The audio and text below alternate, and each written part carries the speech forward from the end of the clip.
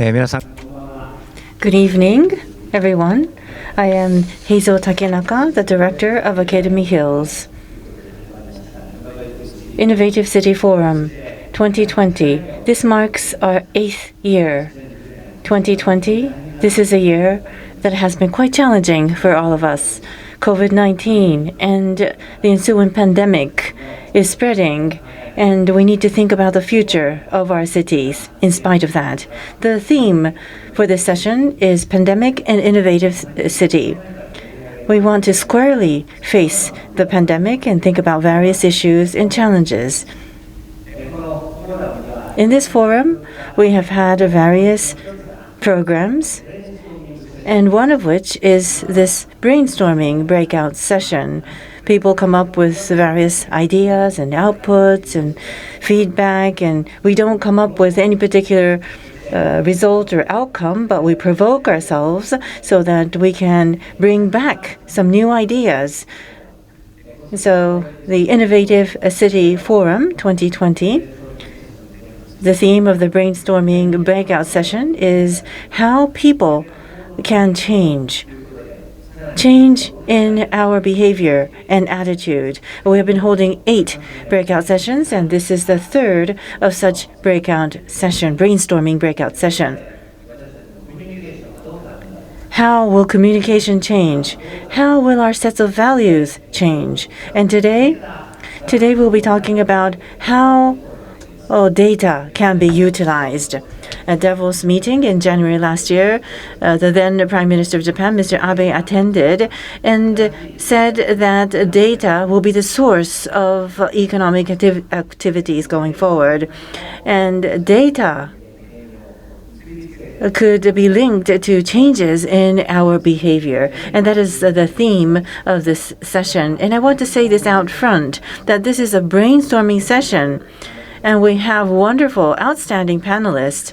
I hope you will listen to their views, but at the same time, to those of you who are listening to the discussion, I hope you will jump in with your comments, because that is the whole purpose of holding a brainstorming breakout session. So it's going to be a participatory session where we hope that you will listen to the speakers and join us by providing us with comments. The moderator, the facilitator for this session is Professor Hiroaki Miyata, professor of Kyoto University. Human rights, data privacy is the area of expertise of Professor Yamamoto, also of University of Keio, and Ms. Nagakura is also here with us from Nikkei BP. And the city of Tsukuba mayor, Mr. Igarashi, is also here with us. He is very active on the front of utilizing technology. I hope we will be engaged in an active discussion under the moderation of Professor Miyata. Professor Miyata, the floor is yours. Thank you for that. The theme of this session is revolutionary change in data utilization. How can we use personal data to maximize the benefit to respond to social demand? As Mr. Takenaka just alluded to, we want to deepen our understanding and thinking on data from various fronts. With COVID-19, the social structure itself has been questioned of its significance. And what has become very evident in Japan is when it comes to data utilization and digitalization, we are very much behind. The digital agency is front and center in the new administration, and GDP is still quite high, quite large. So in terms of digital or data utilization, there was a misunderstanding that we are in a good position, but that was not actually the case. Remote education, for example, amongst the 37 OECD member countries, Japan was number 37th. Number 1, Finland with 90%. Japan, only 20% were using digital. on normal circumstances. And we were 27th ranking in terms of digital international competitiveness. We were among the lowest among the advanced nations. The industrial structure itself might need to change, need to be transformed. We are facing such a big turning point, and without changing this, we may not be able to face the bright future. But this is providing us an opportunity to change. Today, I would like to have positive discussions about these data and digital utilization. Let me pass the microphone over to Professor Yamamoto and talk to us from a constitutional expert's perspective. Thank you very much. Thank you for the introduction. I'm Yamamoto from Keio University. Let me briefly introduce myself as time is limited. I'm teaching Constitution at the Law School of Keio University. In Keio, we have a Global Research Institute, KGR, where I am a deputy director. My area of expertise is Constitution, but in particular, I have been researching information privacy. So I have also been attending the government's experts meetings and study meetings. As a researcher of Constitution, it might be rare that I handle data, I'm approaching data. I act as advisors for a few companies as well. And what I'm going to talk today are the preconditions of data utilization. One subject for your information is the case of Estonia. When we say Estonia, they're very active in digitalization. They actively use data.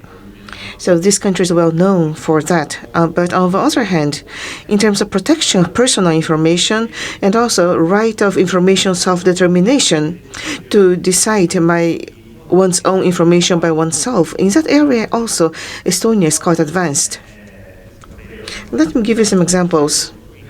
Government employees, if they look others' personal information online, where and how they solve information is recorded, and also individuals can ask for the disclosure of a reason why that person watched the information using the X-road, the blockchain technology. Let us say a police officer checks the number plate in case of illegal parking. The police officer can, of course, see that information, but the driver also can know the name of a police officer who saw his or her information. So very thorough measures are implemented.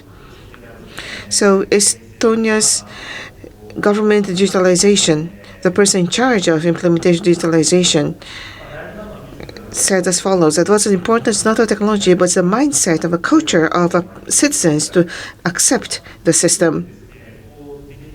So in promoting digitalization, which I think is very important, as a precondition for that, data, in particular, one's own personal information, it is important that a person must be able to control and make self-determination. That is a basic human right. And in Estonia, GDPR, the General Data Protection Regulation of EU, is applied in Estonia, and the GDPR, a very thorough data protection is implemented. These are very well-known EU's data protection regulations. And GDPR considers data protection to be one of the basic human rights. And in Estonia, even under the Soviet organization, they were under a supervised society. So as antithesis to that, there are 5 articles in the Constitution covering privacy. So the basic data rights, should I call it, and the thorough transparency based on that is a precondition for digitalization. And in addition to that, social vision, what kind of society people want to build is also being shared. So when we say data promotion, we should not be single-sighted, but we must be able to look from both eyes. When we say smart city, people think that we are test subjects, like a guinea pig, but you must have awareness that we are the owners. We must have awareness of ownership. So what is the situation in Japan? Since time is limited, I will be very brief. In the academia, where I belong to, in the world of constitution, the right of information self-determination is considered to be relatively popular. But in practice, the right of information self-determination is with whom, what kind of information is shared, and a person has the right of sharing, have a right to make that decision. I want to share this information with a family, with a friend, with the government. The information that can be shared is different, and one person has a right of making that decision. I think this should be considered to be a basic human right, but there seems to be a misunderstanding in Japan about the right of information self-determination. One is the ownership model. Some people misunderstand that that is an exclusive right to own one's own information, but that is different. We should consider to be a personal right. And once the ownership model is allowed, utilization of data will not proceed. If this is absolute right, people may worry that data use will not progress, but these are rights that should be well balanced with other rights like public health. And people say that this must be based on agreement, but this is also a misunderstanding. To place importance on self-determination, there must be limitations of areas that agreements are necessary. It's not that in all cases agreement is necessary. Otherwise, the right to self-determination quality will be undermined. And also for data, the world of data should be separated. For personal information, that is a personal world. And on the other hand, to use data as assets, that is a collective world. Both should be separated and should be discussed separately. So this is my basis, precondition of data utilization. This may be something taken for granted. But a reminder, I would like to discuss the details later. That is all from me. Thank you. Thank you very much, Professor Yamamoto. Thank you for your very powerful recommendation to consider as a basic right. As Takenaka-sensei said at the outset, data is a new oil. That is right. There is energy to make the world move. But what is different from oil? There are several features different. One is that this will not be gone even if you use. In case of oil, if you use oil, there will be no oil left, so people tend to be exclusive in trying to own or use. But what is important is that this can be shared, so rather than the ownership model, it's better to control based on a personal rights model to be easy to copy or as a relative right. That is right, as you have mentioned. Based on how it is used, the value is different. That is what is data. So who owns the data was the discussion taken so far, but the value is different depending on how you use the data. So to regulate based on the purpose of the use might be another direction. And in addition, to be based on agreement. The case of Estonia may be one approach. Not always to get agreement, but to promote transparency and also to promote the traceability. In case of a doctor, for example, a doctor can access the patient's information, but if it's not for that purpose, that is a violation of the law. So I think data can be used in different ways, and I think that is wonderful. And you talked about the separation of a personal world and the collective world. So how do you think this should be separated? Yes, this is also a difficult question. But what is defined as personal information that can identify a person? If this is related to identification of a person, that's a world of the individual, and there must be a right of self-determination. But if it is possible to identify and the data comes back to the individual, that is also something in the personal or individual world. But if you can launder the individual feature, in such a case, I think that is a collective world, which is an area that can be shared and that can be used. So I think it's important to separate that. In case of Japan, I think the definition of personal information is too broad. So the personal world seems to be excessively expanded. So I think that there must be a clear limitation to that area, but of course, in that area, there must be a right of self-determination.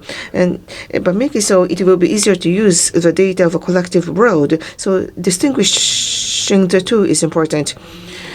So that is a protection of the right approach, not limited only to agreement. The right should be expanded, and in the relative right, you can make control, and the areas that can be shared could be increased in that way. I think that we should think about that through the actual implementation or operation. Yes, for the personal world, in what areas will the information be shared? The individual must have a right of making self-determination. But in the collective world, data in the collective world is not covered by self-determination. So that is something that should be shared. Yes, thank you very much. So, smart city.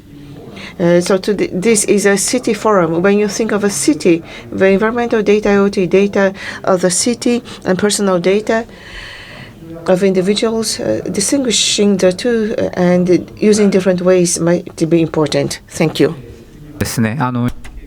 From Nikkei BP, Nagakura-san, I want to ask you next. Thank you. I am Nagakura from Nikkei BP.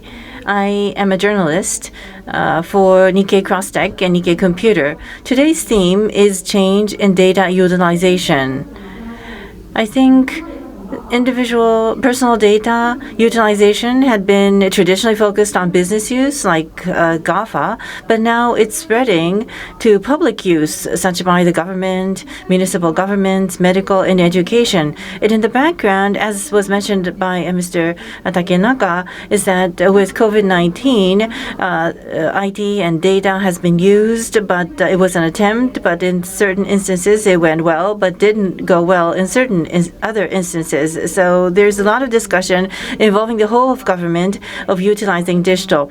Minister Hiroaki and various other politicians, I have put together a feature on Nikkei Computer, and this is the agenda for that feature that came out last month. And I was able to interview Mr. Takenaka, and he pointed out a very important aspect, which is not to create digital discrepancy. And Professor Shoji of Musashino University pointed this out. In other words, he told me the importance of strengthening data governance.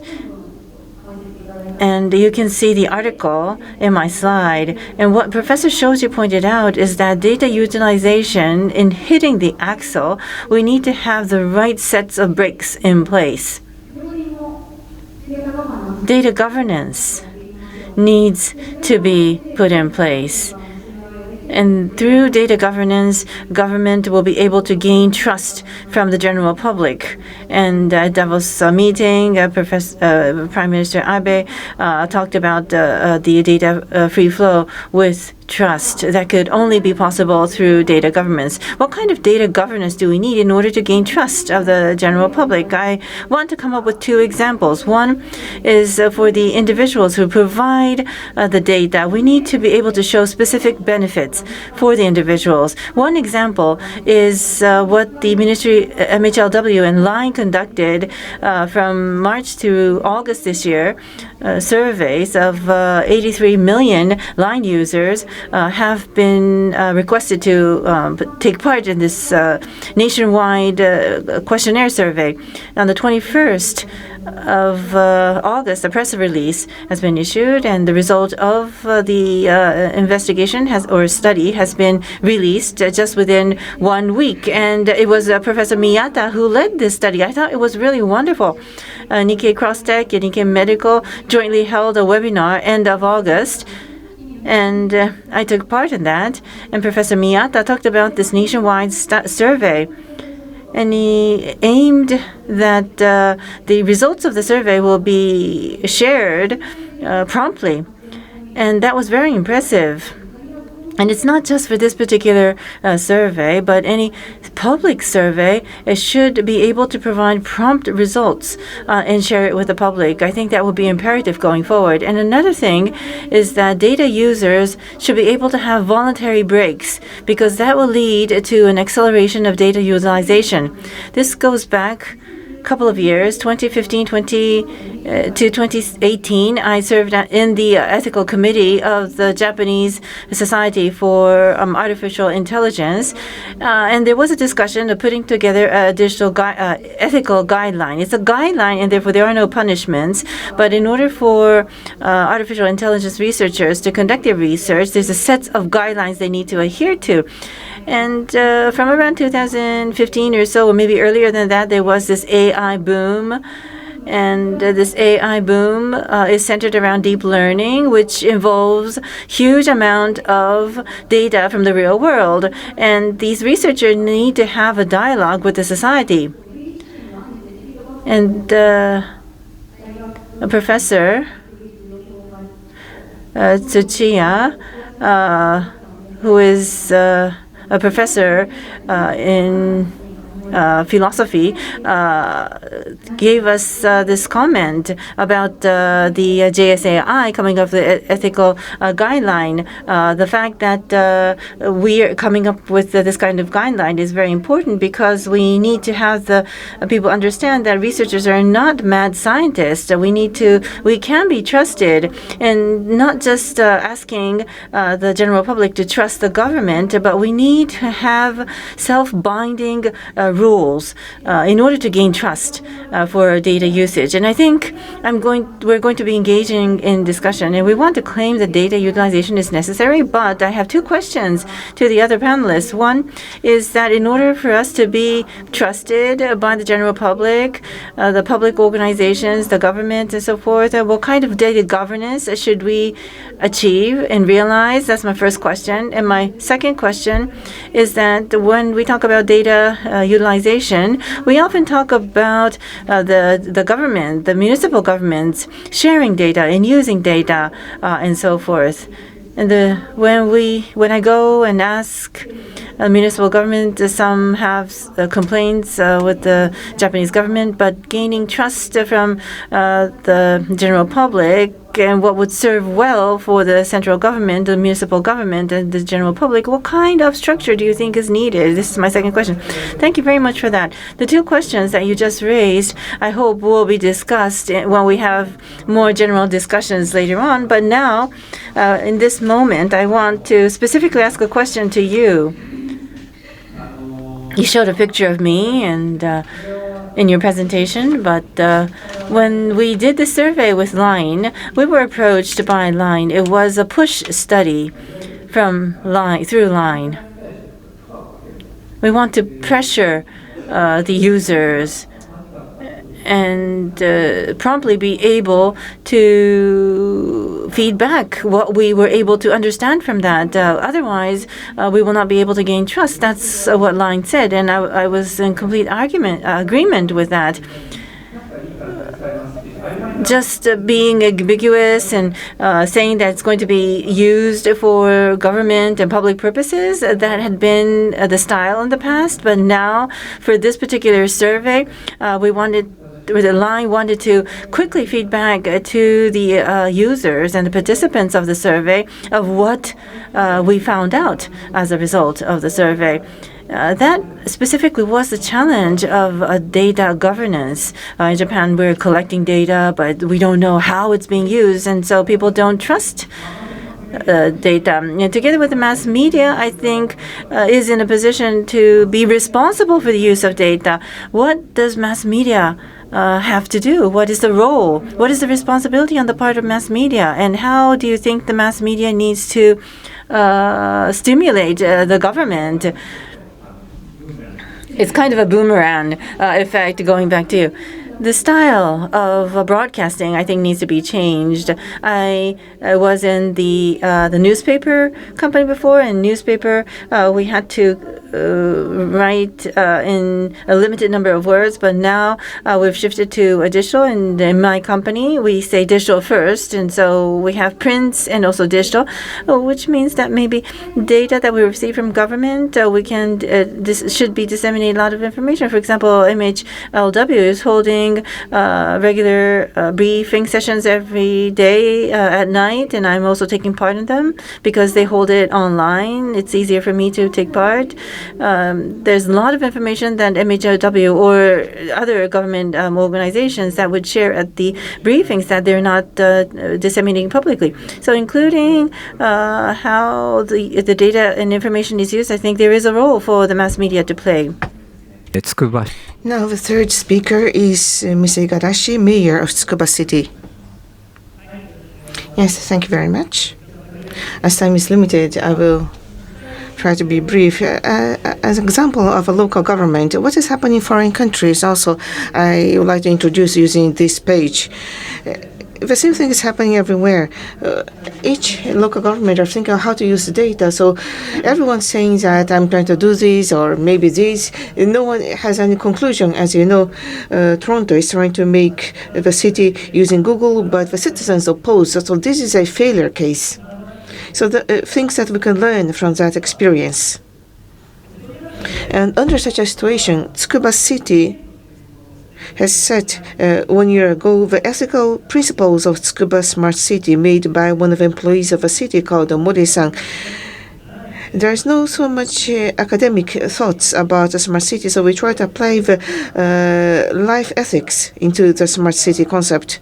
So there are 4 pillars, and as already been discussed, the scheme of decision-making, as Professor Yamamoto said, how to respect the will of others. This should not be harmful, and also the benefits should also always be larger than the harms. And as Professor Takenaka said, that should not lead to increased social gap.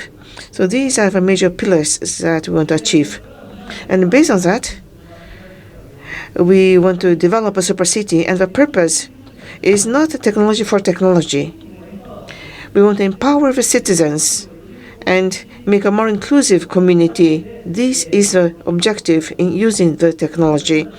And also to develop a super city where everyone can participate, with everyone being empowered to resolve social issues, and the purpose to do that may be my number and other technologies for digital transformation. So it's not the reverse direction, which is important. And so this is the concept of developing smart city. So let me introduce you some examples. For example, Tsukuba City, it's the first Japanese local government using blockchain my number card to have online voting. Now, people are saying that with COVID-19, how can people go out voting? So internet voting, what is important is to avoid modification and also to identify the person. So we are using blockchain. And this year it's not possible to vote from smartphones. So technologically speaking, it is possible to use in elections. But there are laws limitations, which is the public election law. Unless the law is revised, you cannot go. You have to go out to vote. And now all schools in Japan, the children must measure their temperature in the morning and write on the paper, and the parents will have to check that, sign that, and hand over to the teacher. But I think we must change this. So a startup of Tsukuba called Liber is a developer of a medical consultation app, and they developed an app called Liber for School so that it is possible to check digitally the temperature of the students. So it is easier for the schools. There's less work. And now it's also possible to see what is the trend of average temperatures. Is there any signs of infection? It is possible to strengthen countermeasures in the school or in a classroom. So the parents and the children, I don't know how much the children are aware about it, but this is beneficial for the school, and more than 90% of the households are using. And also data, we are active in doing hackathon in case of COVID-19. The message that we want to communicate, how much it was communicated, was analyzed. For example, we ask people to go out for shopping when it's not crowded. So before COVID, 1 year ago, and during the COVID-19, was there any changes? As we had expected, the aged people shifted more to the morning hours to go out shopping. So I think that we're able to properly communicate information. It is not directly related to COVID, but there's a large amount of medical data and nursing care data in Japan. There was no approach in connecting data. So data of health check and medical practitioners' receipt data. Professor Tamiya Tsukuba University is analyzing that by checking individual data and linking the data in an anonymized manner. So, for example, in a nursing care facility, if a person goes from the facility to a hospital, there are many cases in which the patients have pneumonia. So by emphasizing treatment of pneumonia in the nursing care facilities, it would be more effective. There was no evidence so far, but now we can analyze the evidence. So this is one example of use of data. And how can we use data? What we believe is important is the concept of data spectrum. And basically, is data going to be provided or not? Which,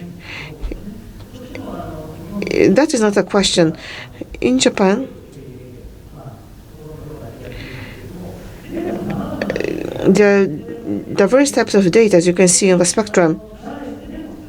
Data that anyone can access, totally open data, like a bus time schedule. And also, on the other hand, data where people only one section can access, entirely closed data. In between these two, there are shared data. So how can we use the shared data? Not to distinguish whether the data can be used or not, but what part of the data can be shared? Should we nominate, or can we provide data to a certain group? Or there must be a public access? By analyzing that manner, the shared area can be increased, and by doing so, it is possible to make more analysis and use the data to promote the livelihood of the citizens. We are still working on this. And also use AI to make diagnosis of a road surface, and also to analyze the sewage to see whether there are any areas broken. And also we are using AI and OCR for other purposes. So we are promoting these activities as a science city. And my vision is to make Tsukuba City a city where we can see the future in terms of data governance as well. I want to learn a lot of findings so that we can apply that at the Tsukuba City. Thank you. As Professor Yamamoto proposed, there is a social vision to use the data, and I think that is approach taken by Tsukuba. In the Super City proposal, you have written that inclusion and diversity is important. With digitalization, so far, this was an ideal but difficult to realize. But now we are in a phase where it is possible to realize. So I think it is a very good approach. And this case, let us say you're aiming at an ideal, but so far there were many cases of smart city in different areas. But we tend to look that they're all using the same format. But in the case of Tsukuba, what are the features unique to Tsukuba? What is important for Tsukuba? Yes, as you have mentioned, why is it that smart cities in Japan were not developed? There is a technology, and we try to do a demonstration test, and it's a sort of collection of demonstration tests. So we didn't have a purpose So same things are happening in many places, doing demonstration tests, but without verification, there's another test done. That is not what we are trying to do. So we have a clear vision, and as an area, in case of super city, it is more than a specific sector, but the future of Tsukuba City is that by doing digital transformation, local government, we want to empower the citizens. That is the first point. And in Tsukuba City, we have a long knowledge, which is about mobility. Tsukuba City is the first city in Japan that used the Segway, pedestrians road, but it took 10 years to allow the use of Segway on the road. So that's about Segway, but how to secure mobility is very important for us, and that's an important theme in the political area. But not individual dots, but all the citizens must be able to enjoy the benefits. So that is a planned future city. So you say, as a city responsible for the future, you have a vision to empower the citizens. That is the purpose of Tsukuba City. Thank you. That is wonderful. So this is related to a second question by Nagakura-san. But so far, as an experimental cities were researchers doing whatever research they wanted to do, so there was no integrity. And also the citizens were not feeling the outcomes, but as Nagakura-san said, with some code of ethics, this was not sufficient. So there's a vision to begin with, and then you are coordinating different approaches. I think that is what we are doing. But in doing so, as a mayor, is there anything that you're bearing in mind or any difficulties that you experienced? Or do you have a vision and bring researchers, or you talk with the researchers to establish a vision? Well, actually, when I became the mayor, the first thing I thought, I made a awareness survey adding one question. Have you ever felt the benefit of being a citizen of a science city? 2.6 trillion yen was used to develop the city of Tsukuba as a research city. There are 20,000 researchers and 8,000 PhDs in the city. And the answer is that more than 50% said they are not feeling that benefit. So the vasometer of Tsukuba City was totally collapsed. So this is one problem. The citizens in this city with technology, what are the advantages for the citizens? For example, in approaching digital and providing information, is there an advantage in providing information? That is the question. But science and technology is not only for the young people who can use technology, but science and technology must be used for the people who need the technology, very far from the younger people. And what to consider in such a case is that what are the benefits felt by the citizens? For example, the Liber scheme to manage temperature. Some people say they don't want to provide personal information, so it is not compulsory. But with the data that you have provided, that may lead to the overall prevention of infection. If the people can feel that they want to protect their own children, but also they can be aware that they can make a contribution to the society, then I think people will opt in. So risk communication must be done properly. What can you do now? We need your information for the benefit of your children, but also for the whole community. I think we must make better communication. Yes, that is wonderful. Yes, in case of Japan, there's a strict awareness of privacy, so people say that it's difficult to collect data, but that's not the case. As you have mentioned, if a purpose is made clear, many people agree. So without telling the purpose, Just like linking my number with the bank account, they don't want to do that. So you must tell what are the values by doing so. Thank you very much. I want to ask the same question to Yamamoto-san. From your perspective, to get the trust and the local government and the central government to share information, what do you think are the benefits? Yes. In terms of a legal scheme, there's a question of personal information protection. There are different views about protection of personal information. It's now moving to improving the legal scheme. And I think this will move to a good direction. But the local government's utilization of data, so discretion must be left. How to use the data to design the community, the society. The local governments must think by themselves, and we must have a good discussion about it. I see.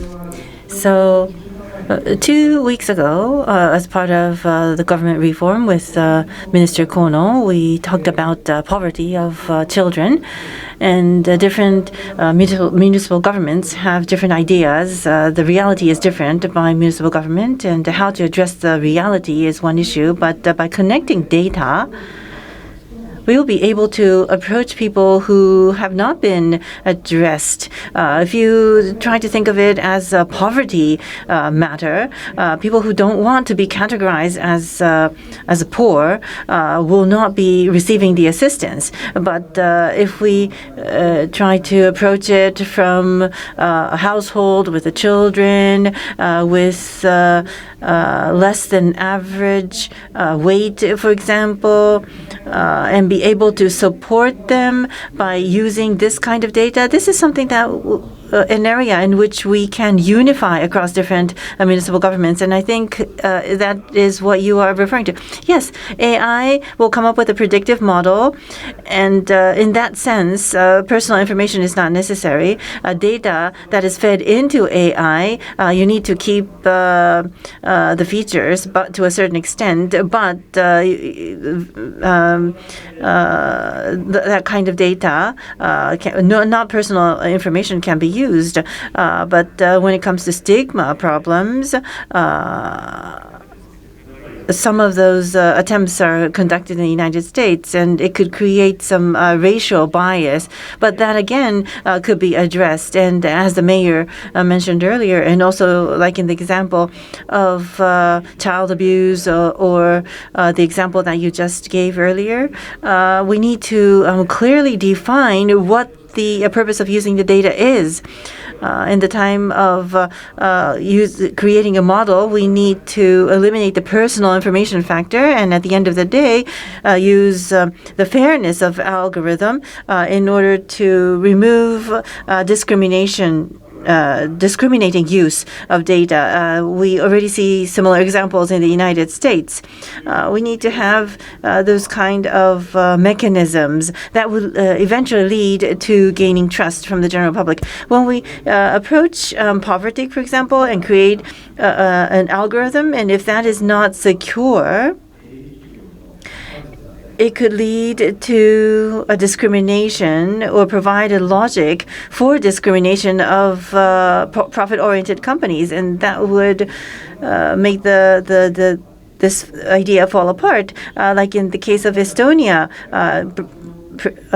protecting personal data and have the right regulations in place, and yet be able to broaden the horizon for the use of data. That, I think, will become very important. Yes, thank you very much. And my next question is kind of going back to Nagakura-san, like a boomerang.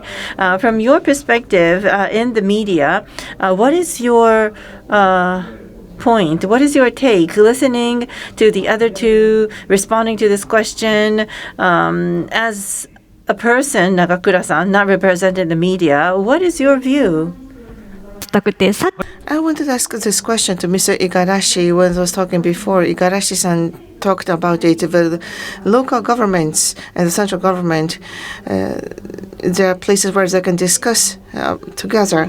So to talk together, to discuss, I don't think there are so many places to discuss together. So it's important to discuss and have an agreement and then provide information.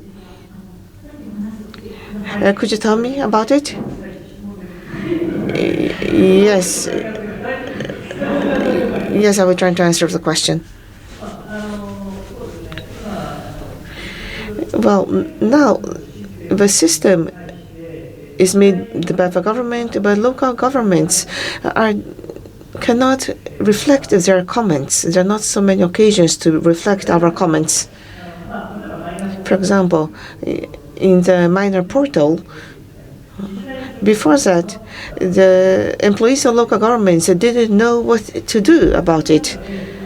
And the employees for local governments and the bureaucrats of government agencies made a Facebook page together, just like a digital promotion, government employees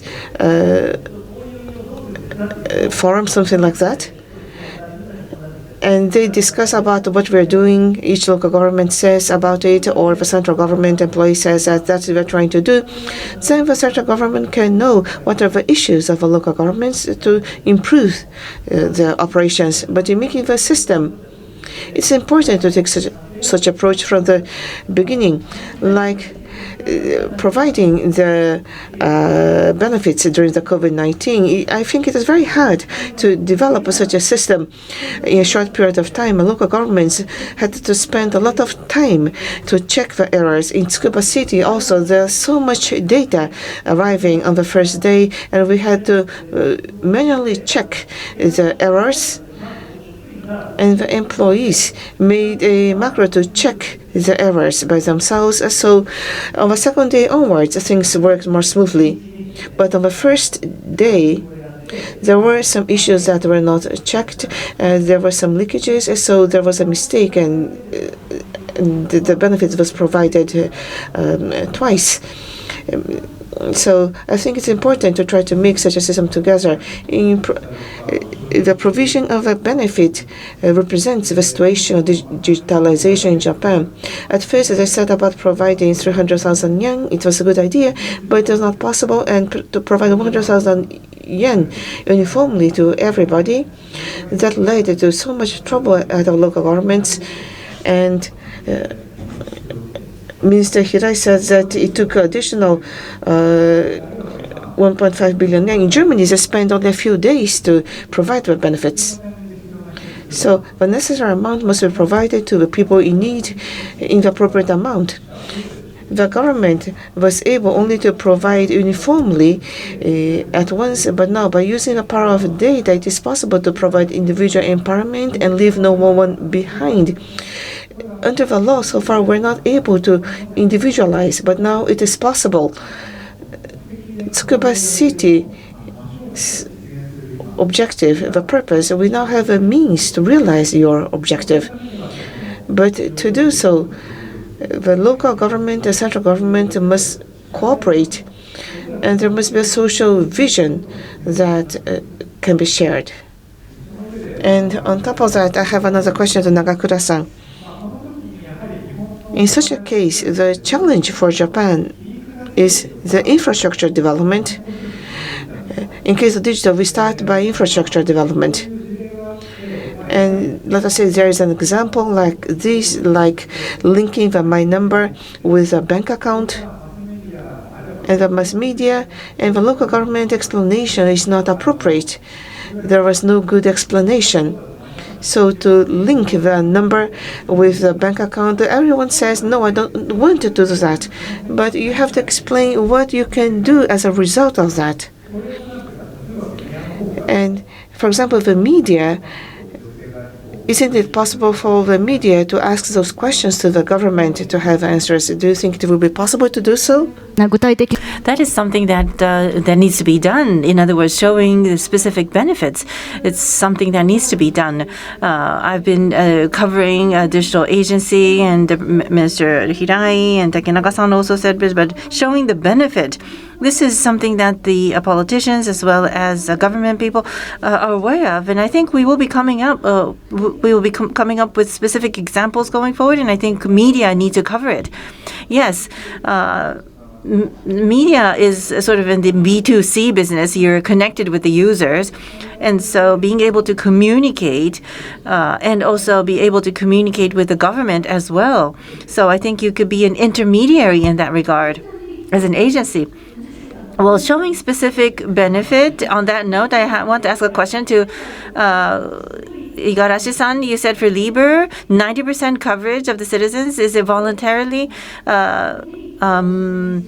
registered by the citizens? What kind of benefits are being communicated? How were you able to achieve 90%? Well, at first, it started by, what is this? And in terms of timing, this was at the timing after summer holidays. People were wondering how we can prevent the spread of the disease, and it was a great concern amongst the parents. And so it was one of the solutions that we provided.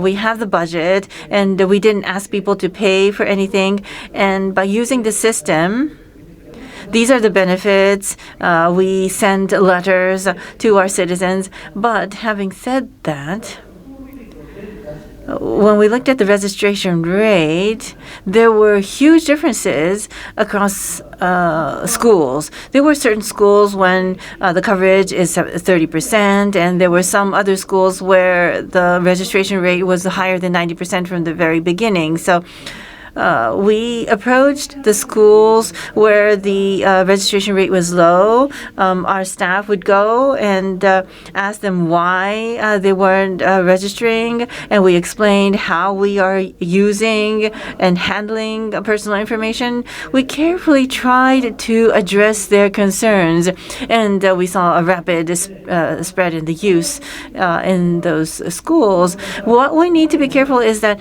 do this because this is a good thing. That's not the way forward. It won't pave the way. Toronto might have been a great example. We don't want to be forced to do something. We tend to show a rejection. Rejection is a natural reaction when we are forced to do something. So we need to go through this careful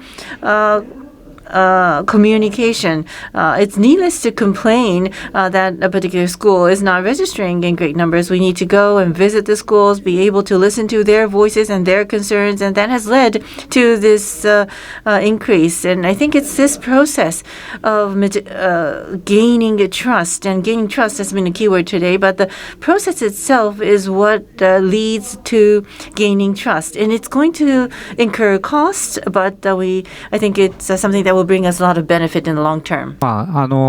Yes, exactly our case. In case of global companies, they call it social good. But this is not absolute value, as Professor Yamamoto said in his concept. This is relative value.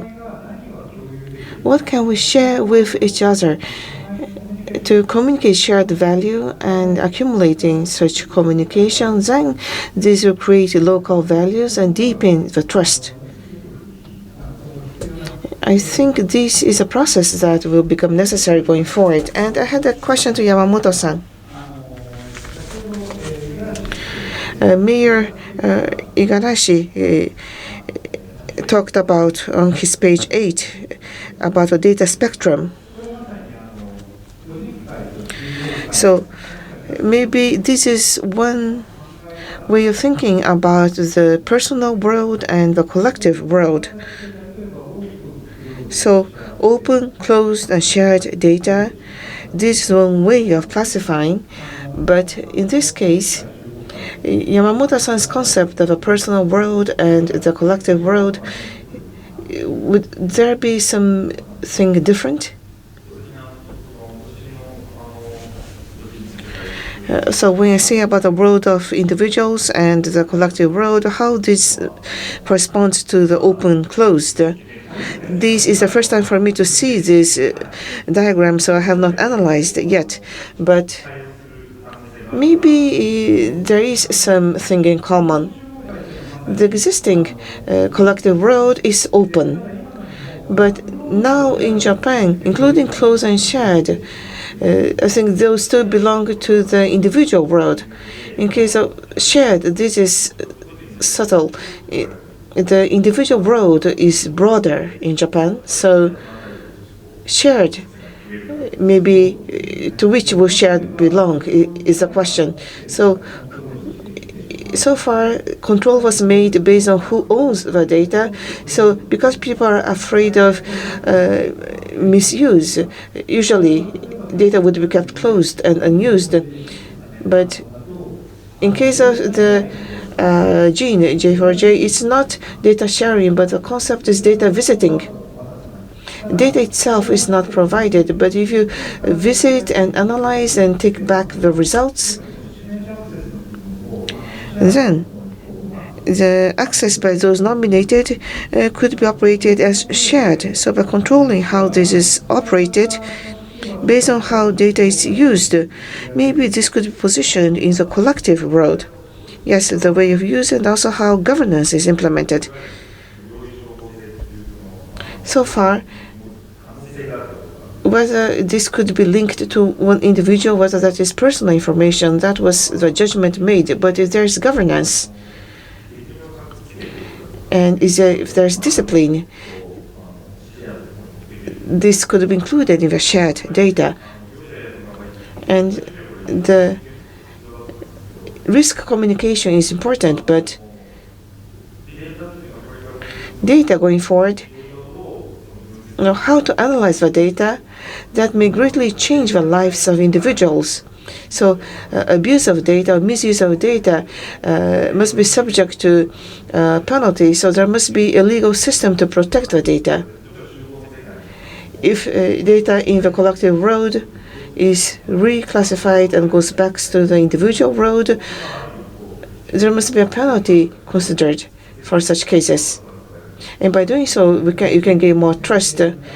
Based on how you design the brake, you can press the axle. So lastly, I would like to ask each of you to make a conclusion. But before that, data free flow with trust, as Takanaka-san said. So data free flow with trust, what is necessary to be able to do so? Could you briefly have your comments about this? So Igarashi-san first, please.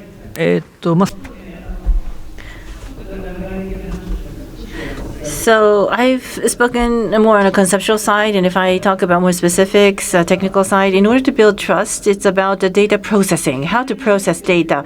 Data that we have at the municipal government level, we have huge amounts of data, deep data.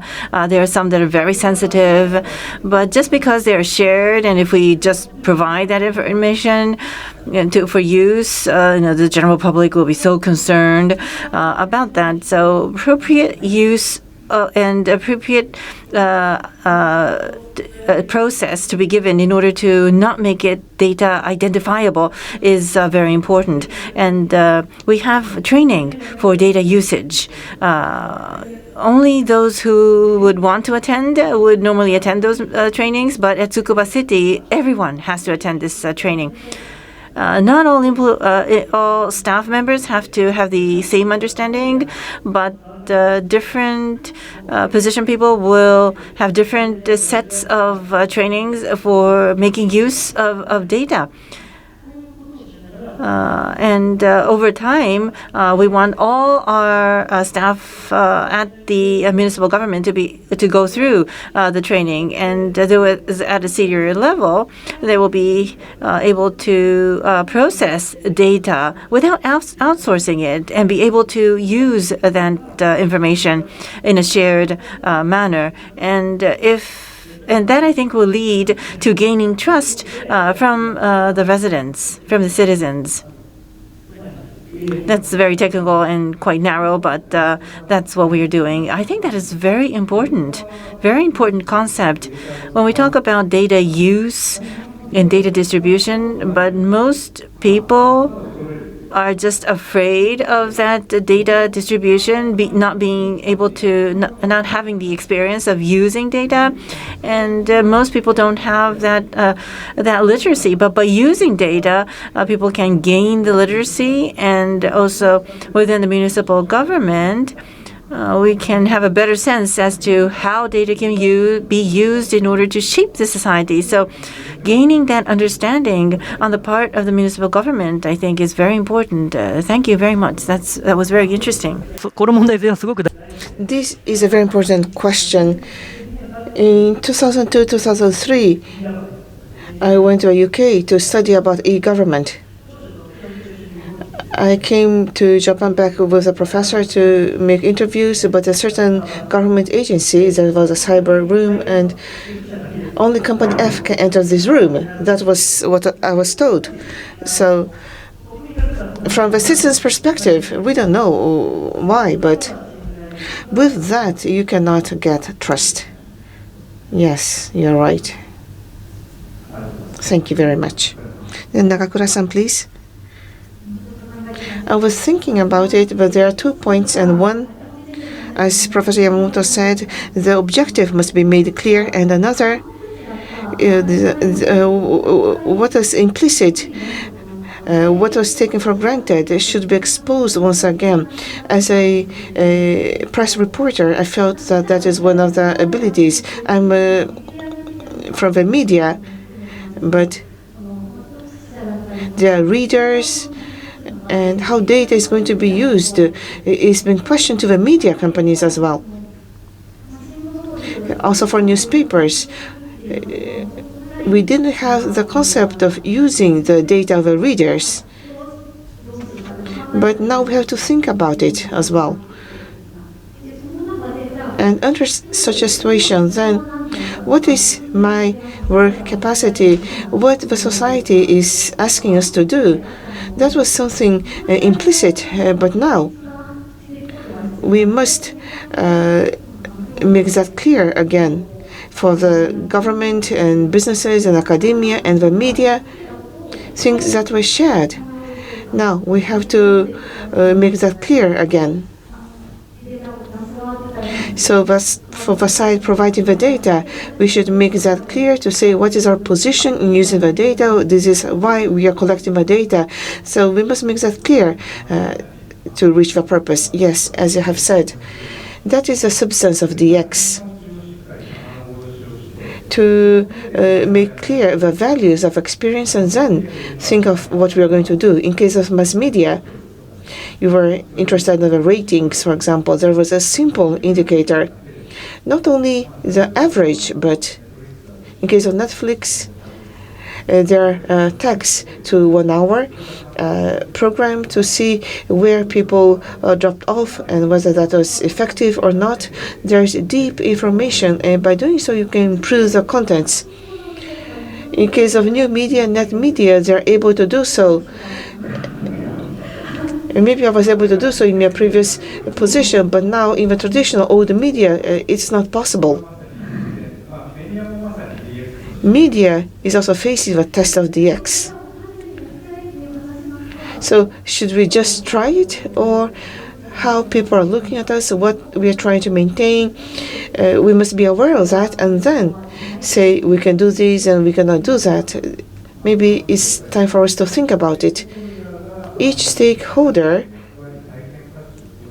now are questioning their own role and values, and this should be visualized and communicated. This would lead to trust. Yes, thank you very much. Yamamoto-san, how about you?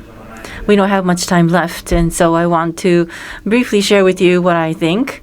One is, when we think about trust, what comes to my mind is the residency network.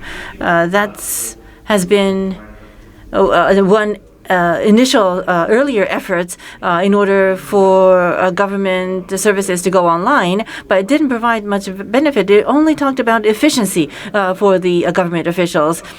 didn't talk about the benefits for the general public. And I think we still suffer from that trauma, so to speak. We need to be able to communicate the benefits, the advantages that digitalization will bring to the general public. I think we need to break away from that. And algorithm fairness is the second point. Using AI and providing predictions, projections. People who live in this particular area tend to have a criminality tendency. It will create a stigma. And so discrimination that we should overcome might be strengthened through AI. And so algorithm fairness has to be monitored by the government and also by the municipal government and the central government. And we often talk about transparency, but I'm talking about the mutuality. You make a call to the customer center. They might be taking record of the conversation, but that record cannot be heard from the users, from the consumers. They have the data, but we can't listen to it. At least in most cases, you can't listen to it from a user's perspective. So this interoperability of mutuality, I think, is very important because it will provide benefit for both sides. And so I think this will become a key. Yes, I understand. Data comes together, becomes more convenient, and if the government is using the data, they will have a public objective and will be judged through voting. But if it's a major, large company, there's nothing that we can do about it. And if we want to break through this mutuality and ensuring the mutuality will provide us with a breakthrough, I think that's very important. The bi-directionality, I think, is very important. Miyata sensei no. So, no, I'm the moderator, so I'm not going to make any comments. We'll give a conclusion later. Now, lastly, what is a message that you want to leave today? I hope you will say that, and then, as Nagakura-san asked, I will tell you what are my views about it. No, in the same order. First, Mr. Igarashi. Yes, trust, I think, is a key word. We always are paying attention of showing a vision, our destination vision, and also that there are advantages to the public. But we should not be complacent that we are doing that, because I don't think it is easy to understand. We are doing a lot of things at the local government, but what we want to communicate, maybe only 10% is being understood. So I told this already. That's not the end. This may take time, but as Yamamoto-san said, the basics of democracy is to be able to have a two-way dialogue. So how much we can accumulate this basis of a two-way dialogue. I don't know what will happen to the digital agency going forward, but relationship with the citizens, I think, will be determined. And of course, speed is important, but based on speed, there are things that can be discarded, but there are things that should remain. We should not make a mistake about it. Yes, this is extremely important. In case of the government may say that we are doing something good, and that's all. I'm in the position of supporting the government, and we tend to think in that manner, but sometimes this is not fully understood and communicated. So 50% of people were not understanding, so the paradigm shift collapsed. So you should shift to a dialogue-based democracy to be able to accumulate trust. That is a challenge of Tsukuba City, and going forward, I think that in the Japanese society as a whole, this is going to be important. Yes, we are saying that things are successful, but we are going through trials and errors. So people are working very hard to try to implement. There are also cases of failure which we should share. Thank you very much. Next, Nagakura-san. Data governance is important. We're talking about that, but tagging on to what Igarashi-san has mentioned, I think we need to have a place where we realize that aha moment. Everyone is thinking that what they're doing is right, but from a third-person perspective, maybe it's not necessarily appropriate. But we need to invite completely different stakeholders like the government, academia, business. I'm not sure if that kind of categorization is right, or it could be diversity, different gender, have discussions with completely different stakeholders to be able to confirm whether your idea is right. So going back to what you talked about, the book group that you have involving the central government staff and local governments, I think is wonderful. Yes, I agree. The U.S. presidential election was a divide. We had this blue and red fighting over and competing over one another, but it was like this. In other words, the discussion was facing a different direction. It made me think what kind of democratic process the presidential election was. And so there are different approaches, I think, that we need to take in order for us to face each other. And one such approach is to be able to have communications with the different stakeholders. How about you, Yamamoto-san? Yes, I'm always saying that for data protection, this should be considered to be a basic human right. I use the word basic data rights, but I want to call it the right of information self-determination, which must be established in Japan, and to be bidirectional is another ground. You will provide your own information, but you also have a right to access information. This right should be granted, and I think this is important. So this is my message that I wanted to communicate. Yes, as a basic right for data, to understand rights related to data, and then through that people can start a new communication to develop democracy. This is becoming important, right? Yes. Discussion will be born from this process, and I think this is one source of feeling safe. This is fundamental rights in the digital era. This is a basic human right. This may lead to peace of mind. In such a world, just to promote it one direction, of course we must promote, but this is a basic human right. I think this is a very important precondition. But to realize it, of course, letting aside the reality, should this be included as one of the concepts of philosophies of a constitution, or are you going to position some elements individually? What is the best approach? Well, when we say revision constitution in Japan, it is still very difficult. The Abe administration had such a long, stable administration, but was not able to cover that. The legal system, we have the Personal Information Protection Act, but this is quite grotesque. The mechanism itself, because of foreign pressure and because of many reasons, the law was established, but now gradually is trying to reorganize. And so we must look forward on that, and is strongly promoting a sort of future constitution at the level of constitution in the future. The basic data right, or the right of self-information and determination, must also be included. This is one idea that I would like to consider. Thank you very much. It is time for us to wrap up this discussion, so let me share with you my thinking before we close. So, data utilization. We have never had a time when data utilization had become so important for the whole society.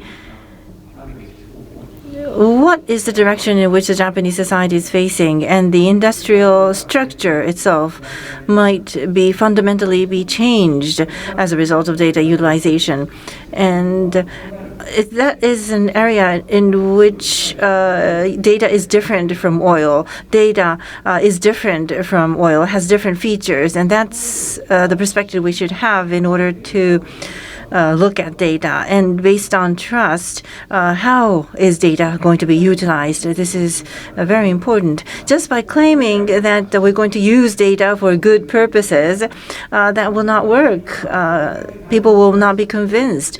We are so diverse, and there's no more elephant curve. And so not just election, but what is everyone eating?